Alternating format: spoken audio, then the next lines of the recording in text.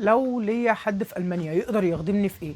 لو ليك حد في ألمانيا مش هيقدر يخدمك في حاجة، لأن هو أكيد مطحون في شغله وطلعان عينه في تلخيص الأوراق بتاعته هنا، نظام حياته عموما. محدش هيساعدك غير نفسك، محدش هيساعدك غير لغتك اللي انت هتاخدها وتوصل لحد البي 2.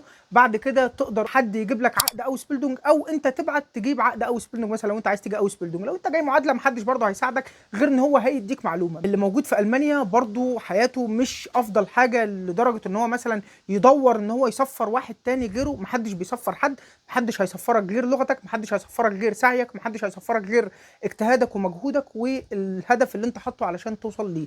محدش هيعمل لك حاجه. اللي موجود في المانيا ده لو هو عنده المقدره ان هو يضمنك ماليا علشان تيجي تعمل دراسه، فهو ده هيكون القدره الماليه الوحيده ان هو يبقى ضامن مالي ليك. ما دون ذلك محدش هيقدر يخدمك في حاجه. انت الوحيد اللي هتقدر تخدم نفسك في كل حاجه وفي طريق سفرك. محدش هيسفرك غير نفسك واجتهادك وسعيك حوالين هدفك. التوفيق ان شاء الله.